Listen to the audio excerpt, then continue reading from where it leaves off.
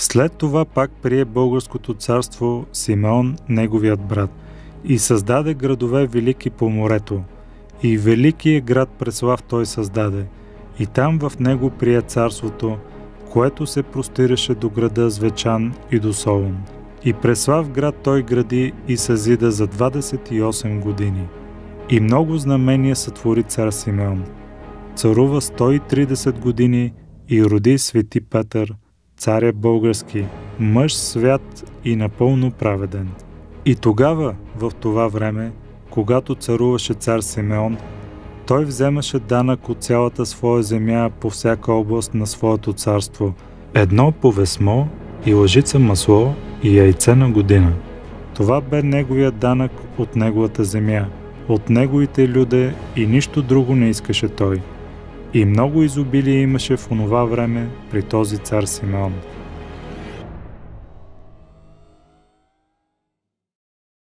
И ви си представете как се приближавате към Преслав и как е разположен. Това е едно изживяване, една невероятна емоция, защото Преслав всъщност е нещо много богато, много обширно, което заема територии, не само значение като размер на територия, защото Плиска е почти 5 пъти по-голяма, като оградена, като укрепена територия, а просто заема един терен, който е много разнообразен и много красив. Стените пълзат, да речем, по височини и се виждат много отдалече, а някои други минават покрай реката Тича, за да оградат това пространство от малко над 4,5 квадратни километра площ. При това, за разлика от Плиска, Велики Преслав е ограден с каменни стени. Каменни стени, които минават с дебелината си 2,5 метра. В средната височина, може да се каже, между 10 и 12 метра на стените, пък портите имат кули, които са високи, както се предполага, до 16 метра. Грандиозен строеж, невероятен строеж. За този точно строеж казват, че е дело на Симеон, че той го е градил 28 години. Тези апокривни спомени, останали в писанията днес, в писанията, но носили са векове наред от уста на уста, всъщност ни оставят сведения за това най-грандиозно дело по отношение на издигането на култа към държавата, защото столицата и нейния вид, това е една от проявите на култа към държавност. Тя е свързана с владетеля, свързана с държавата. И за Симеон това е било от изключително значение. Един човек, който живее в Константинопол известно време, който знае колко впечатляват константинополските стени, далеч по-рано издигнати, когато се приближава някой странник по посока към тази стена и иска да влезе, да речем, през Златната порта и да премине през Константинопол. Всъщност това е било това, което вероятно е създало тази идея на Симеон да превърне до край Преслав в една столица на българската държава, тогава, когато поема властта. Този град като блясък, като столица, като столичен център, няма и 100 години живот. Това е много кратък живот. Но за този кратък живот, това, което е направено, е изключително много. Изключително много е поради това, че първо не, че защото е строено така от толкова забележителни са строежите само, направени от каменни блокове, които впечатляват от разстояние и Плиска от каменни блокове в своя център и в важните си строежи.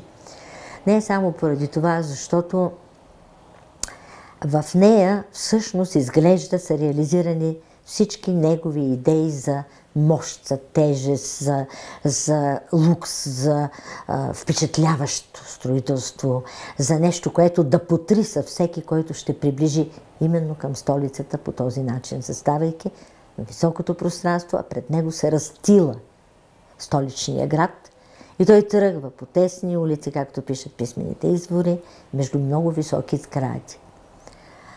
Представата ни за Преслав като такъв, който да потвърди или не писмените източници, всъщност днес се потвърждава. Потвърждава се, защото всичко, което се разкрива, създава това впечатление именно. усещането на една тежест, сила, богатство, мощ. Нещо, което Симеон като тенденции, като идеи поема от предците. Поема и от идеята на баща си, Борис Михаил, хан и княз на българите, архонт на българите.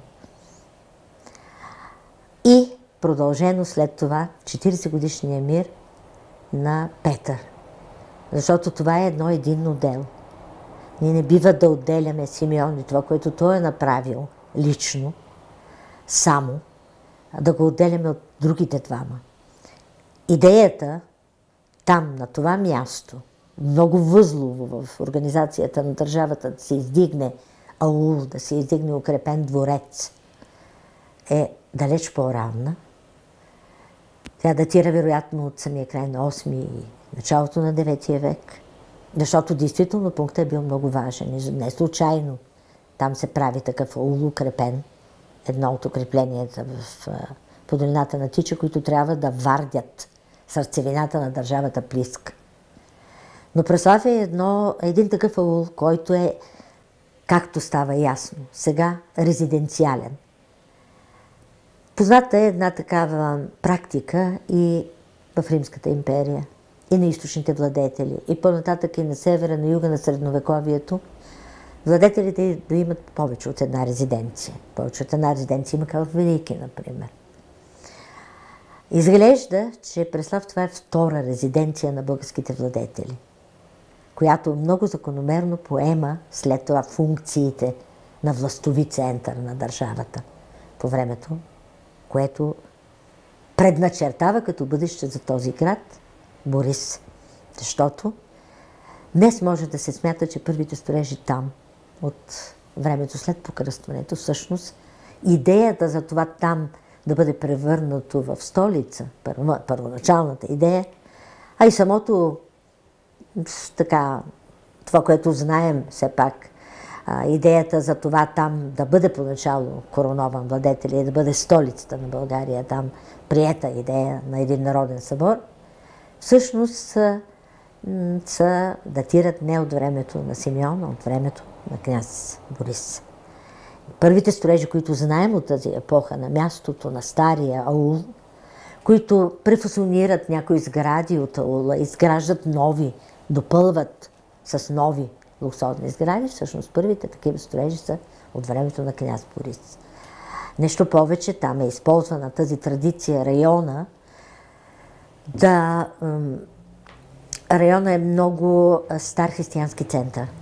В IV век там готите правят свое голямо християнско религиозно средище. Между другото, един от аулите, аула при Ханкро, е всъщност на мястото на това голямо готско религиозно средище и място, където обитават в тази територия готите, ариани. Така че целият район там има една действително трайна християнска традиция. Целият район там е изключително удобен във всяко едно отношение и не случайно. И като местоположение той бива използван по-нататък. Фаталното превземане на Плиска като столица 811 година показва, че минаването на войски по Тича трябва да бъде спряно и то да бъде спряно много рязко, че там трябва да има прегради. И наистина Тича, Камчия, става това трасе на преминаване от юга към центровете на българската държава, от най-важния враг Византия, става това трасе, става мястото, където едно след друго изникват укрепления. Естествено е и след това най-голямото укрепление да се превърне в българска столица. Така Преслав всъщност става столица. Това е една от причините той да се превърне в столица. Много са. Те са много като причини. Гадаем. Това са въпрос на догадки, исторически, и като факти, и като положение, и като начин на застрояване, начин на укрепяване. Заемането на това голямо пространство поставя въпроса от българската столица, поставя въпроса за това как изглежда тя. И до ден днешен проучванията, направени в Преслав, те са значителни. В сравнение с много други центрове, Преслав е добре проучен в отделните си части. Показва, че той има една част, която е оградена с крепостна стена, но друга част, която е далеч по-голяма, която се простира на околните възвишения, низини, навсякъде. В предпланините, в ниското, покрай реката. Това са различни укрепления, производствени центрове, имения, земеделски, извънградски имения, които имат функцията да снабдяват столицата, така както Константинопол се снабдявал, да снабдяват столицата с храни, с материали, да извършват строителна дейност. Имаме селища, които произвеждат тухли, керамиди и всякакви други. Тоест всичко е било подсигурено, за да бъде начената тази огромна строителна дейност. Нещо повече, в Марцианопол, който тогава, това е Девня, който тогава вече не е съществувал, като античен град, който отдавна се е превърнал в каменна кариера, се инсталира цяло българско селище, което взима декоративни материали, взима каменни блокове за преславските строежи. Разработват се околните кариери. Изобщо кипи една действително невероятна, разгърната строителна дейност. И въпреки това на Симеон са му трябвали 28 години. Трябва ли са му? Защото първо, защото това е наистина огромна дейност, но освен това той е водил войни. Ето за това сега, като че ли всички последни проучвания, които се правят там, показват, че именно, че започвайки от времето на Борис със строителство, което е специално предназначено, за да има там център държавен, продължавайки в епохата на Симеон, който изградил, придал е този грандиозен облик, унаследявайки Плиска и имитирайки в някаква степен тенденциите от Константинопол, завършва всъщност като венец на дейността, на лукса, на богатството по време на мира в приженение за императорска принцеса Петър. Тоест, този целият период е период на възшествие, на начало, което завършва с един венец на лукс на една столица, за която приказки са се носили в тогавашния свят, която е била пълна с очаквания за този, който е трябвало да я посети. И тези части на града, всяка от тях е имала своите функции. Външните производители, села, селища, имения и манастири. Вътре в града, града е разделен всъщност на 3 големи пространства. Между другото и Плиска е така. Плиска е така разпределена. Този вътрешен град, който има в Плиска, всъщност го има и в Преслав. Укреплението на княжеските дворци специално и царски след това дворци и тяхното развитие и идеи като градоустройство е същото като идея. И всичко това е оградено с мощната крепостна стена с 4 порти към 4 посоки на света, която пък огражда от своя страна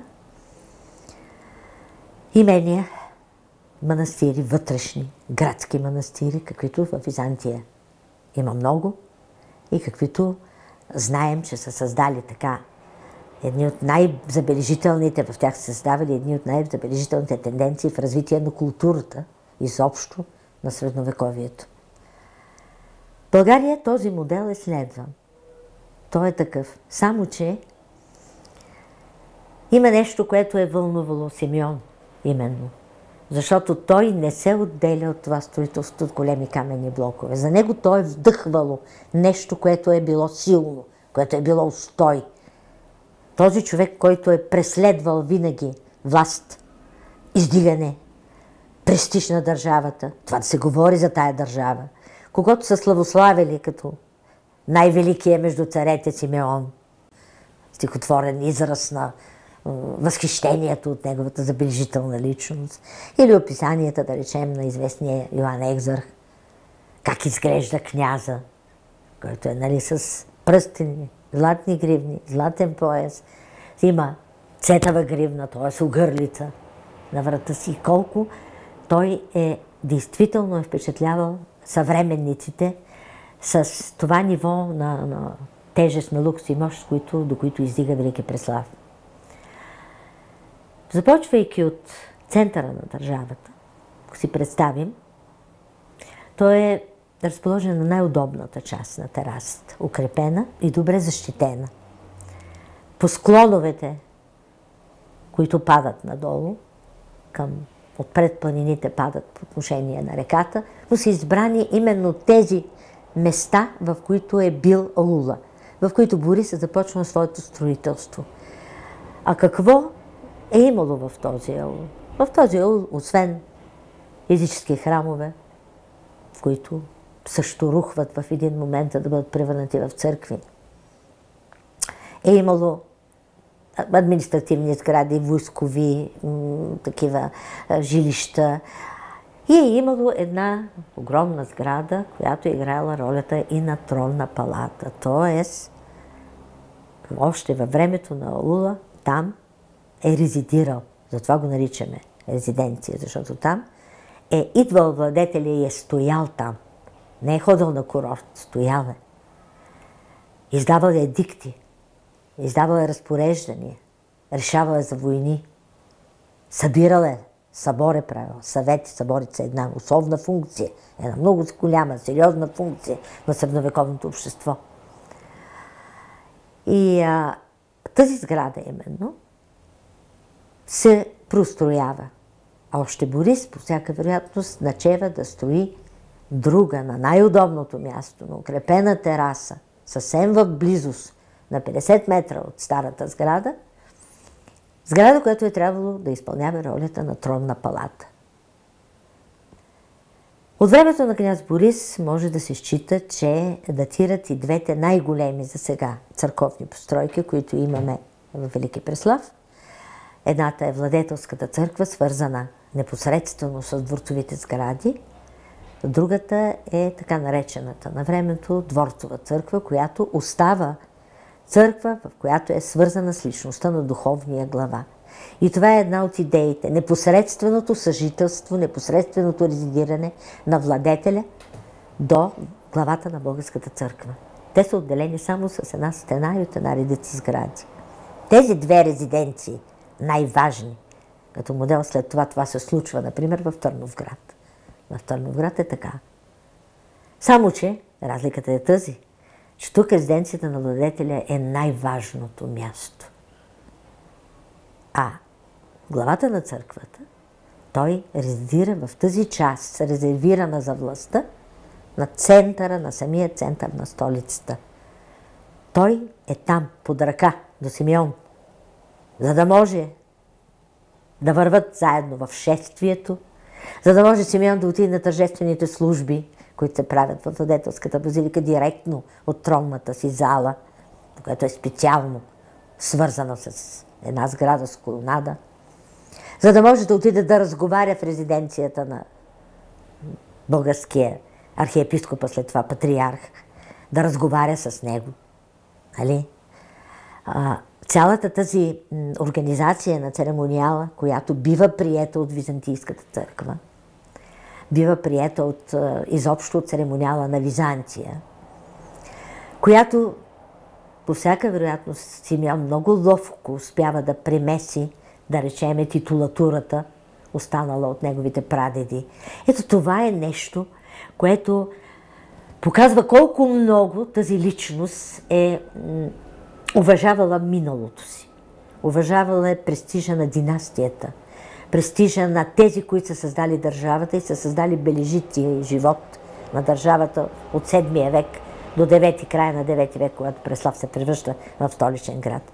Това желание да запази, привнасяйки новото, най-високото си ниво на култура на тогавашната епоха, привнасяйки именно това, да запази нещичко, което ни е правило нас, българите, по-различни.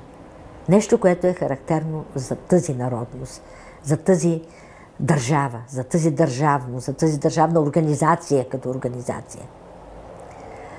Какво представляват всъщност преславските дворци? Това са 10 декара, поне тази територия, която е резервирана за владетеля и която има своя окончателен вид по времето на цар Петър. Това е една територия от 10 декара. която се разделя на пространство, което е резервирано за владетеля, оградено е с крепостни стени, оградено е с сгради по цялата си периферия. Сградите, свързани с личността на владетеля, са жилищна и лична сграда, която е най-добре запазената, най-добре изолираната в това пространство на запад и която образува каре с тронната палата и с две други галерии и сгради. В центъра има един малък двор. Този двор е имал по всяка вероятност водно огледало, защото всичко в Преслав е обилно снабдено с вода. Там са докарвали води от всички извори, от които са можели да доведат. Великолепна система. Една чудесна организация на улична мрежа, на водопроводи и канализация. Изобщо един град, Преслав, организиран от Симеон, всъщност е вече истински град. Той има облика на истински град с всички постижения на епохата, с всички постижения на античността, на Византия и изобщо на епохата. И додето се къпят в Каци, например в Западна Европа, в кралските дворове, нашите хора в Преслав, преди това в Плиска, се къпят в чудесни бани, които са им добре познати от античността и от Византия, които са дошли строители, за да ги научат да ги правят такива, каквито са. Преслав не прави изключение от тази насока в своето развитие.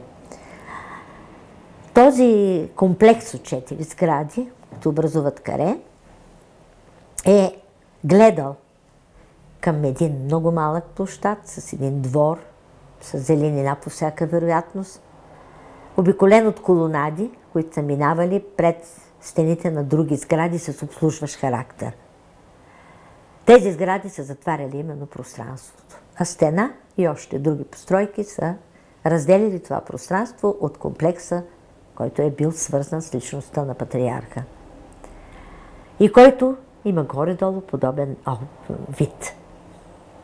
Вид на това, което ние сме свикнали да гледаме в манастирите, сгради, които ограждат един голям двор, има една църква в средата, но отделна сграда за патриарха, като вероятно е била и библиотеката там, защото ние непрекъснато намираме навсякъде в това цялото пространство се намират закопчалки за книги много, писала, с които са работили и монаси, и мирски лица. Някъде там се е намирала и държавната канцелария, защото намираме много печати, които говорят за това. В близост пък е друг един архив, който преди години беше открит, който се намира вън от очертанията на този комплекс, в който бяха намерени повече от 800 печата. Тоест една огромна кореспонденция, в която фигурят всякакви лица. Но този архив, по-значителното, което е запазено от него, датира от времето на византийското владичество. По-малко е това от ранния период. Докато сега тенденцията е да се мисли, че именно канцеларията на владетеля е била в една такава голяма сграда, намираща се в самия комплекс, която беше разкрит. И най-важното, там се намира владетелската църква. Църквата, която ми нарекахме условно владетелска. Това е държавния храм.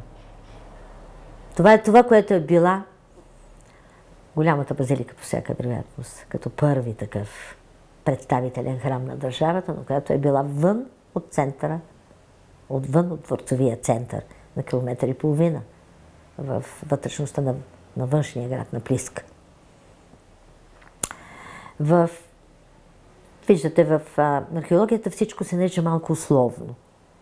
Наричаме ги условно, после понякога променяме названията им, защото се сменят представите, особено когато се изследва голям терен, огромен терен, който е имал векове своето развитие по-нататъка.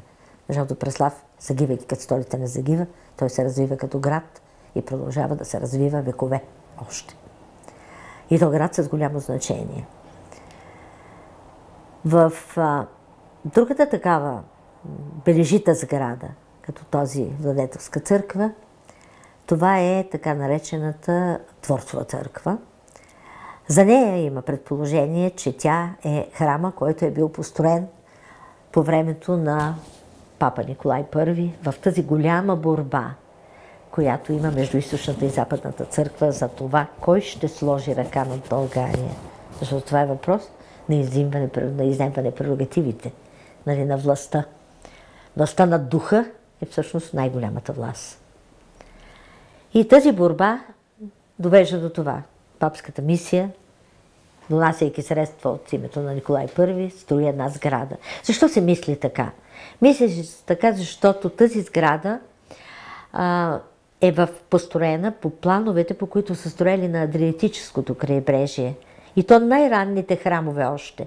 Даже не в предроманската епоха, а най-ранните в IV век са строени по този начин. Модела е именно от някъде оттам.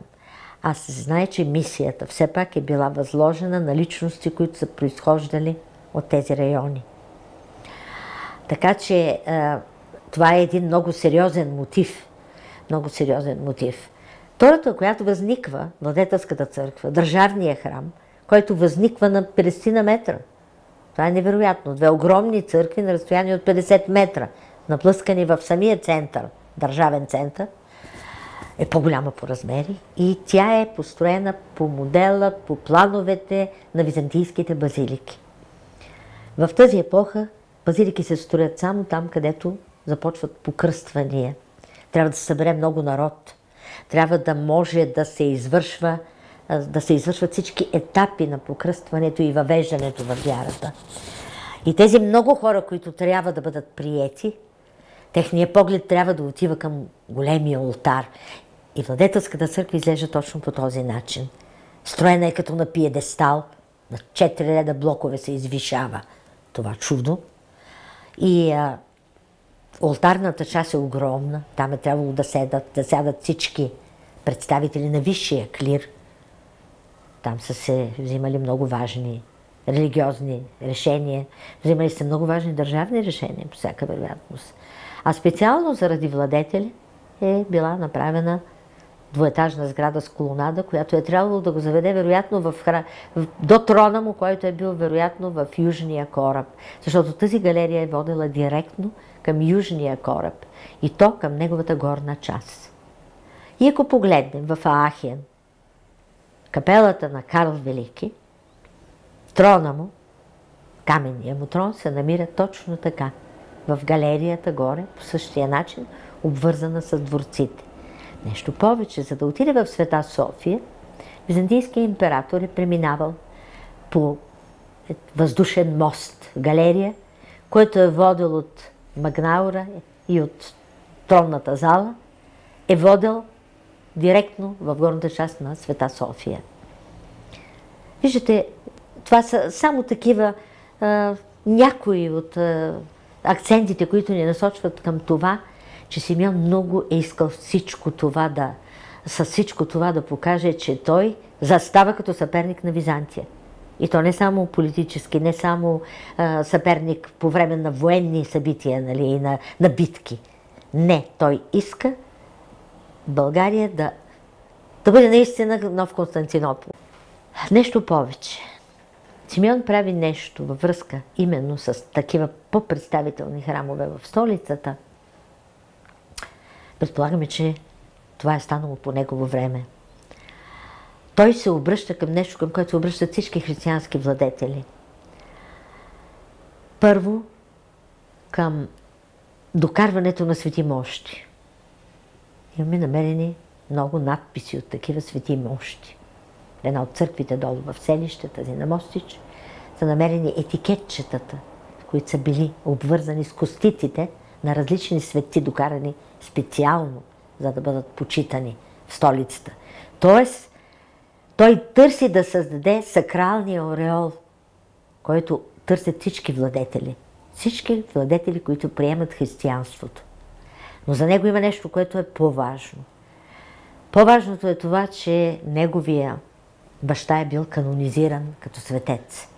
Естественото е било той, след като има вече светец покровител на Плиска, който е канонизиран, който е първия, все пак, Енарвото войн, все пак смята се, че той е бил в Плиска, поне за сега нашето така.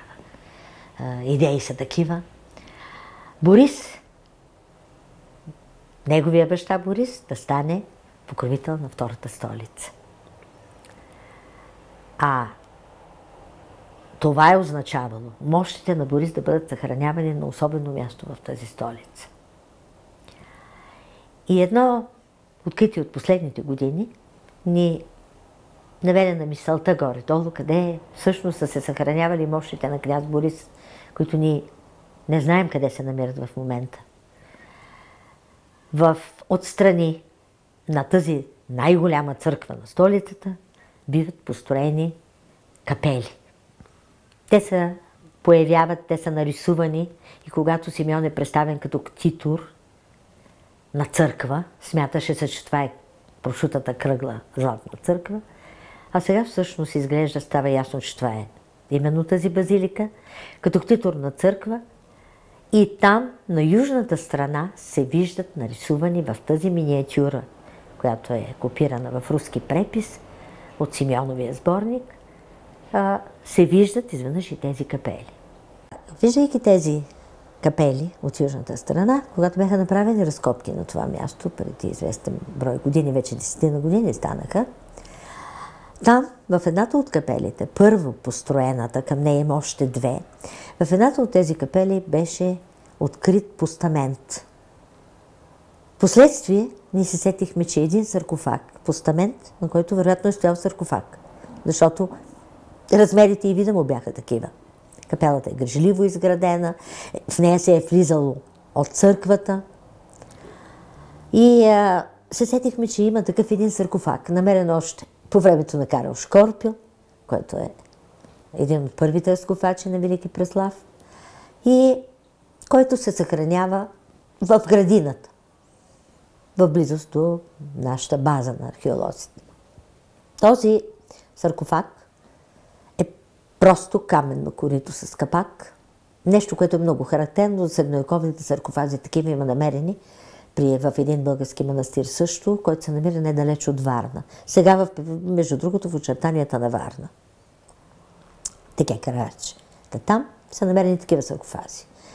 Нещо повече такива саркофази има в Западна Европа. По това време се погребват така лицата с особен сан, се погребват именно в такива саркофази. Такива бяха открити и източно от голямата базилика в Плиска. Така че това е една практика. И решихме да разгледаме този саркофаг. Разглеждайки го внимателно на неговото ръб, горния ръб, намерихме останки от букви. Не се четат значителната част от тях, но се четат 3 букви. М, И и Х. 3, които се намират на периферията на едната тясна страна на саркофага. И разбира се, у нас веднага се появи идеята, че това е всъщност саркофага, още повече ще отговаряше по размери на постамента, че това е саркофага, в който са съхранявали за поклонение именно до този държавен храм останките от княз Борис Михаил. Защото неговото християнско име е Михаил. Покровител е самия на княза е самия византийски император. Нищо ще се казва Михаил, пияницата са му викали. Но той е кръстника. И като такъв той отдава покровителството на Богородица, отдава и на българския владетел. Когато седнахме да изследваме внимателно този владетелски храм, най-голям за Преслав, стана ясно, че той е бил заложен. Ред изследвания бяха направени на посоки, на залагане. Той е бил заложен и неговия основен кръст на неговата настилка, която беше разкрита вътре в храма, в която е изразен един кръст в целия център, а неговия основен кръст е бил заложен и камъка му е бил заложен на този голям празник, който мина неотдавна, Успение на Пресвета Богородица. Естествено е било на голям празник, на името на Богородица или на самата Богородица да бъде посветен главния храм на държавата, в която покровител се явява именно Богородица. Археологията може да потвърди, да роди историята. Може да роди историята, може да я довърши, може да я дооформи. Но не е случайно това, когато в 971 година Преслав пада, това, което прави византийският император Йоан Цимиски, пооправя малко именно, вероятно, тази църква и в този храм отслужва светата Великденска литургия, за да покаже, че по този начин България вече не е държава. България се превръща в част от Византия, за да поеме славата на нейния покорител. И именно в този храм се е случил този трагичен момент за българската държава и за българската столица. За това всъщност какво се е случило.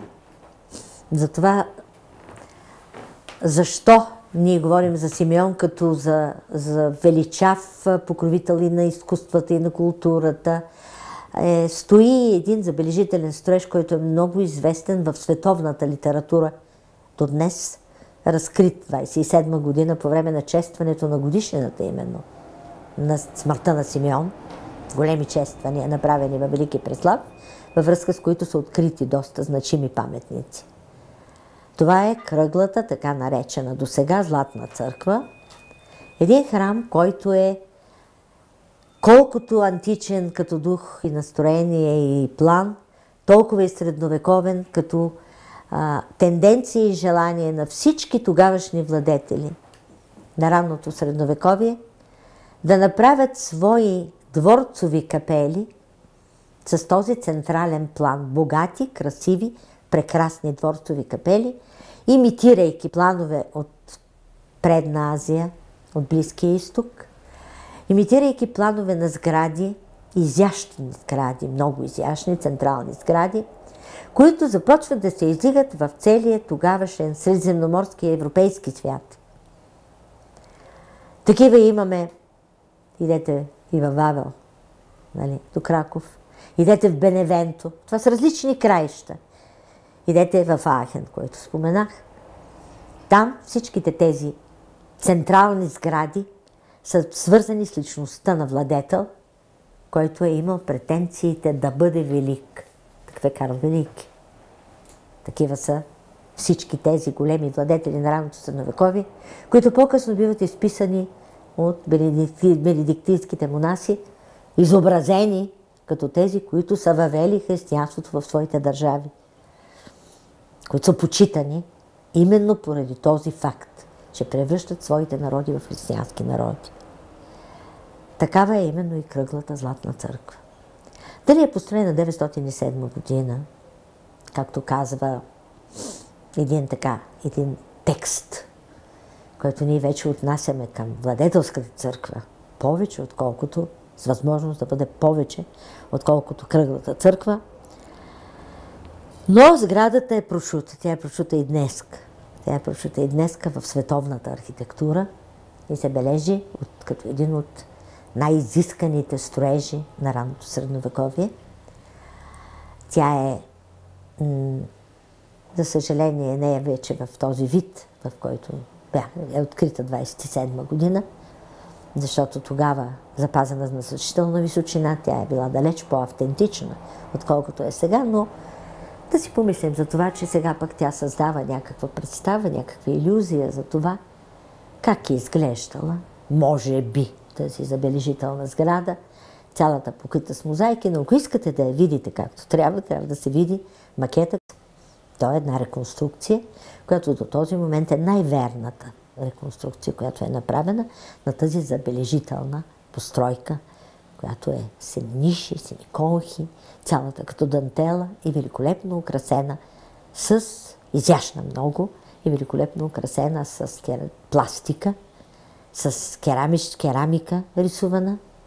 Това е и сградата, тя и една друга църква в манастир в близките околности на Преслав, известен като манастира в Патлейна или църквата Свети Пантелеймон, всъщност са тези, които поставят въпроса за нещо, което отделя Преслав от другите столици на средновековието, за създаването на собствена школа, в школа на художествено керамично производство, която школа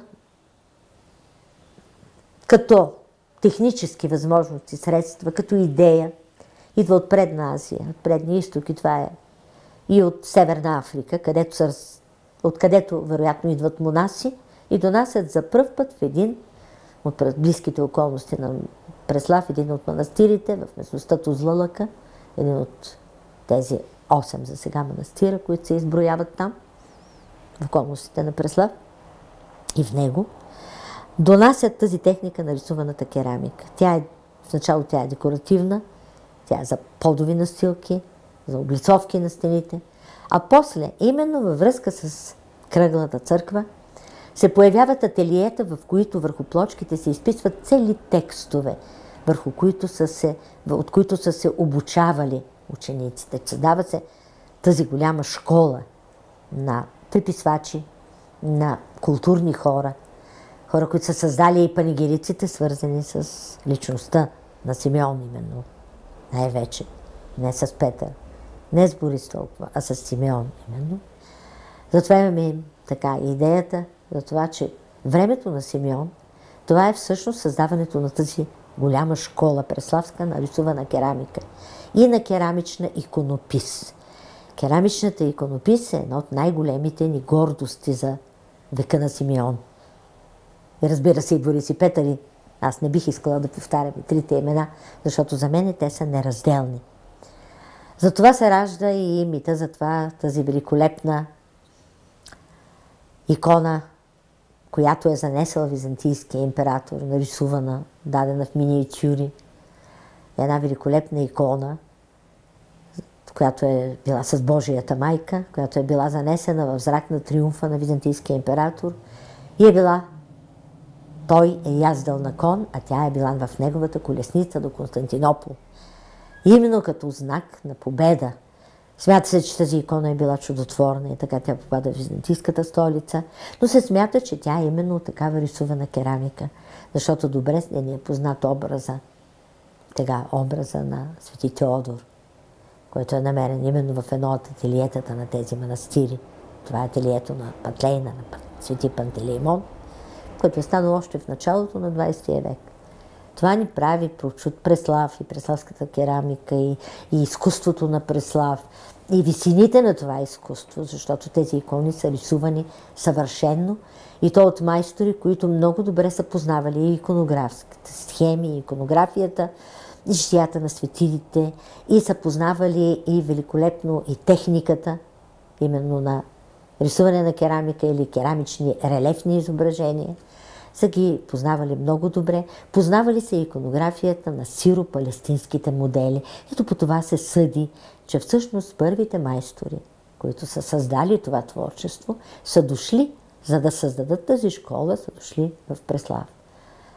Велики Преслав и неговите манастири, които просто усейват центъра, усейват укрепената територия, усейват периферията и извън града, и в планината, и в подножието на планината, се явяват всъщност тези центрове, в които се развива културата, наречена най-общо културата, защото тя е производствена култура.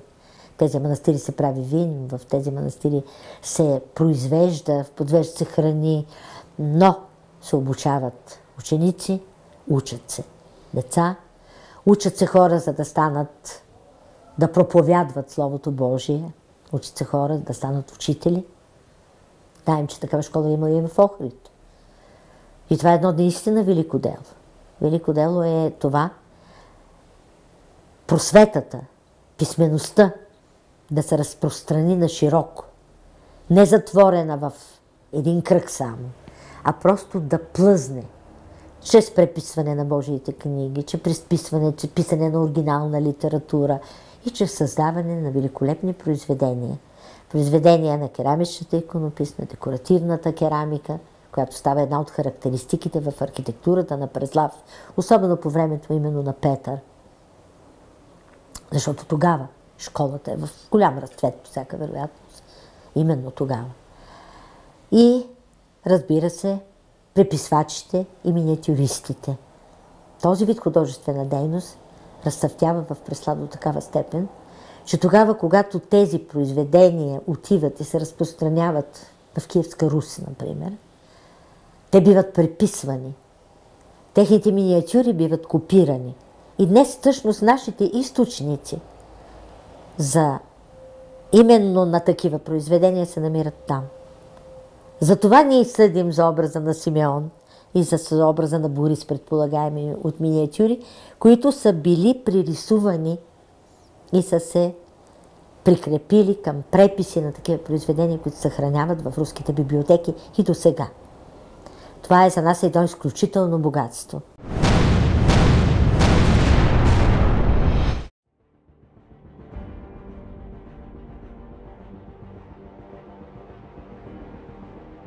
Когато някой простороден и беден и чужденец дошъл отдалече при портите на княжеския дворец и видял ги, изумява се. И стигнал до вътрешните врати, като пита, чуди се. И влязъл вътре, вижда от двете страни да се издигат къщи, украсени с камък и дърво и изписани и проче. Като влезе в двореца и види високите палати и църквите, украсени невероятно с камък и дърво и боя, а отвътре с мрамор и мед, сребро и злато, понеже не знае с какво да ги сравни, тъй като в своята земя не е виждал друго, освен сламени колиби, бедният, изгубвайки си ума, им се чуди.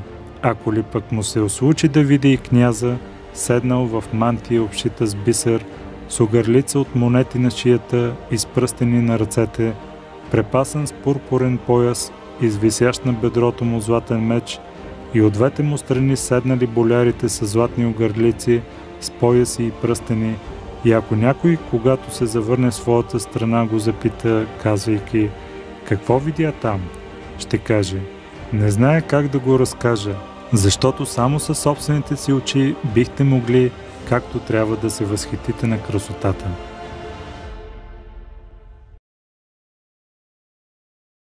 Великолепно Преслав е описан от Йоан Екзарх, който е създал, между другото, и това преписал и написал оригиналните части на това чудесно произведение Шестоднев.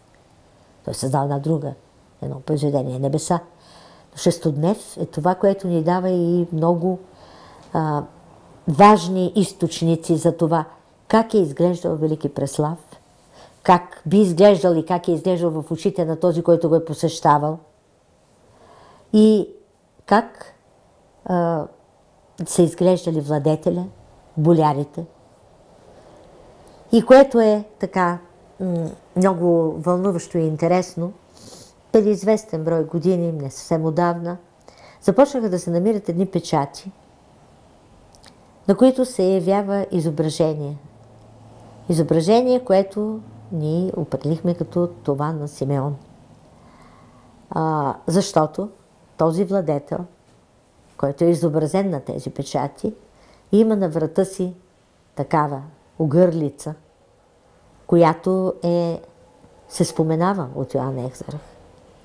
И между другото, подобна огърлица, която прилича на яка, нещо много характерно за облеклото и в Византия тогава, Маниакион, такава огърлица беше намерена в прочутото Преславско съкровище. 70-те, 80-те, началото на 80-те години, абсолютно случайно, орейки една нива, без никой да забележи, е разбъркал съхранявано в съндъче съкровище. Защото това е съкровище, тъй като то е укрито.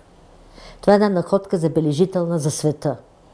Няма такава находка на накити толкова богата.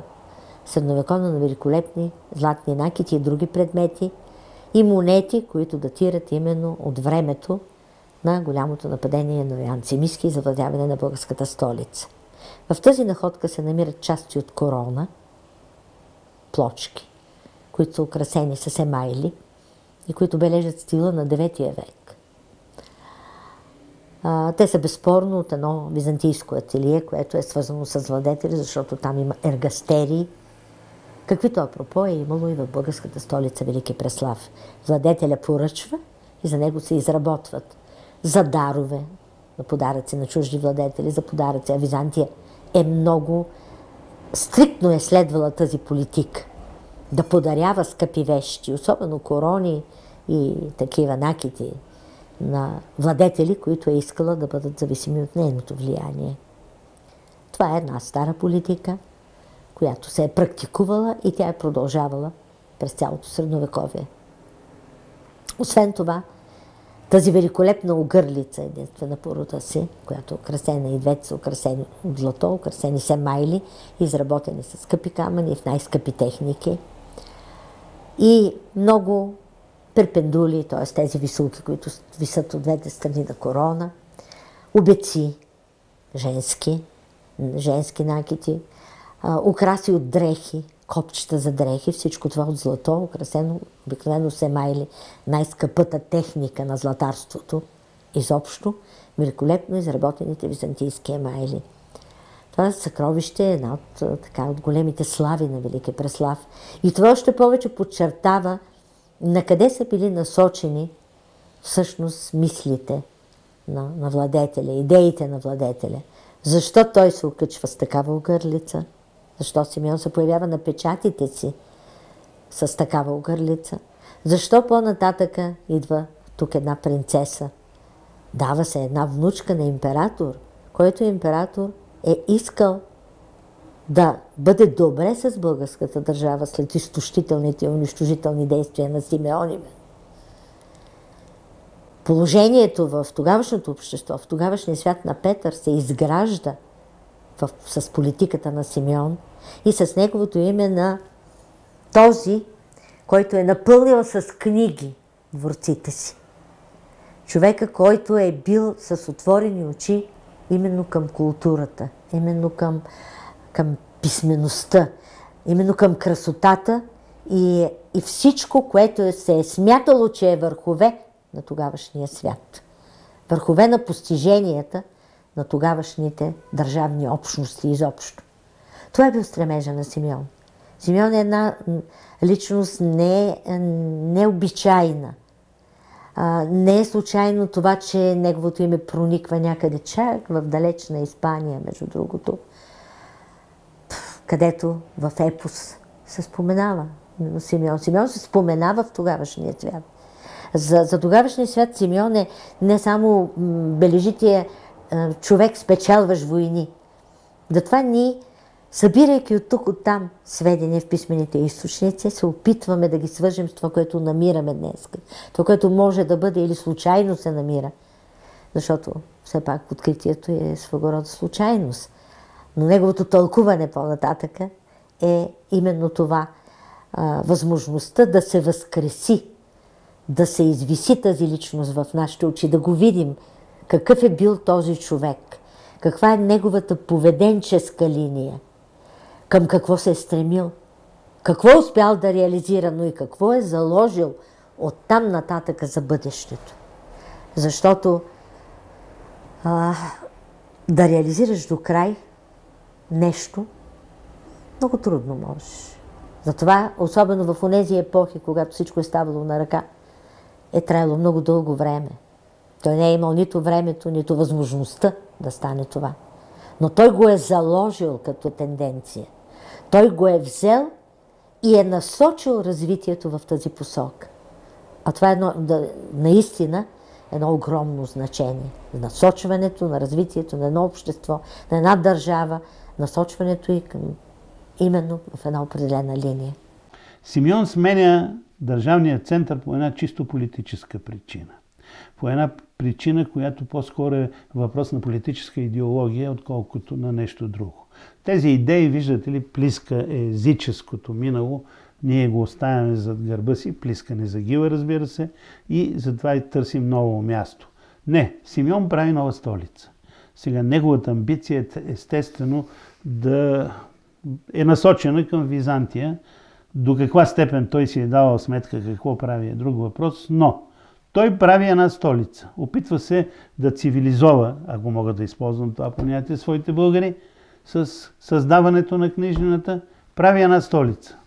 Тази столица, и текстовете го подсказват, че тя е имала много голямо значение в плановете на Симеон, има само един смисъл. Тоест, Велики Преслав, който много рано, в 10 век, получава този епитет Велики Преслав, и то не само за да бъде отличен от Малки Преслав на Дунава, а да се подчертае значението на столицата.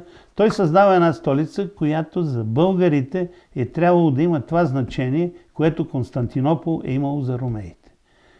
Константинопол е царицата на градовете. Константинопол символизира империята. Понякога византийските автори използват само полис, понякога дори с голяма буква. Ясно е, че това е Константинопол, защото той има това привилегировано място в историята на Византия или на Ромейската империя.